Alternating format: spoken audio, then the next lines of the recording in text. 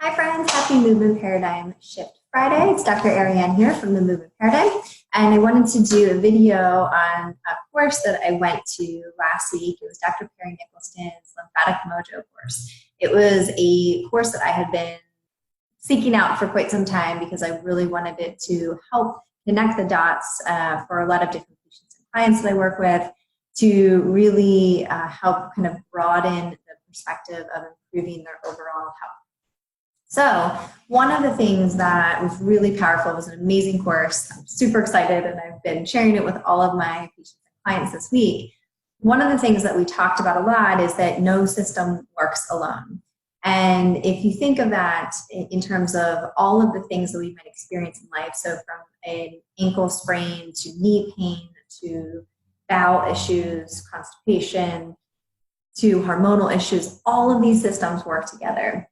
And the ecosystem, which is what all of those are called, we want to think of them as they're in a hierarchy. And the hierarchy is this. So the first and most important thing is your brain.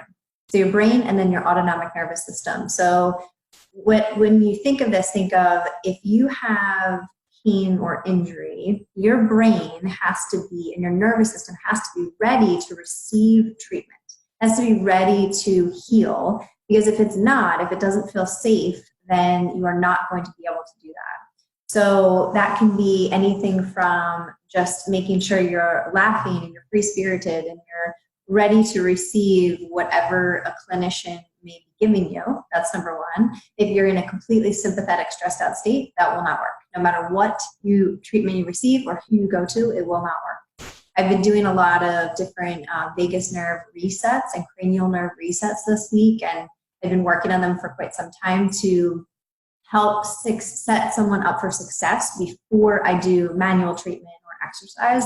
Has been really, really powerful. But just know that from a brain standpoint, that is the number one in terms of our hierarchy. Number two is our lymphatic system, which I'm going to talk a lot more about. But obviously, as number two, it is one of our most powerful systems that is really important to make sure, again, that we have a healthy lymphatic system to be able to manage any other illnesses or pain or injury that we might experience. Then we have the gut, which is something I talk about all the time as well. So that is obviously number three. We have vascular, which is our microcirculation. Our nerves, our organ, liver being one of the top dogs. Then our endocrine system, so our hormonal system, and then we have muscle fascial joint, and then we have local tissue site. So you could see how all the way at the top is brain, lymphatic, gut, all the way at the bottom of the list is muscle, joint, and fascia, and local tissue site. So hopefully you can appreciate just from understanding that system that in terms of healing, we have to start all the way up here to make sure that we can heal a tissue appropriately. So just some other things I wanted to touch on, some other kind of key things there's two things that move the lymphatic system. One is going to be movement through the skeletal muscle, and two is going to be breath. We also have intestinal motility. So movement and breath are the two key things that move our lymphatic system. So it is imperative that every single day we are breathing, ideally diaphragmatically, which we breathe 25,000 times a day, to help pump the lymphatic system and let it flow freely, as well as movement. Movement. We cannot sit all day. We are humans that crave movement and are designed to move. So the other topic I wanted to just touch on was the topic of autophagy. And that is basically our first aid to the body. So it's meant to relieve it from burden or waste, toxic substances, and so that self-healing can occur. So again, if we don't have a good cellular repair process, then we will not be able to heal. And we as humans are designed to heal our own body. As a clinician, so people will say, oh, you healed me. And I'm like, I really didn't heal you. I just gave you the tools so that your body would heal itself. That's all we're doing as therapists, is I would say we're setting you up for success. We're creating an environment for your own body to heal. So what happens when we have trauma? So again, normally our lymphatic system should flow freely so that we can heal appropriately. But if we have physical trauma or emotional trauma, then we can have obstructions in the tissue, and then that can negate the healing process. So a little bit about lymphs and just fun facts. So we have over 700 different lymph nodes. We have 1/3 of those in our neck, which is unbelievable. We have 15 liters of lymph in the body. It all continues in one direction, which is towards the heart. There's a deep connection to the gut. So that's 70%, 70 to 80% of our immune system. So you can see how intimately connected our immune health is based on gut and lymphatic. Our lymphocytes are our main immune warriors, which are obviously in the lymph.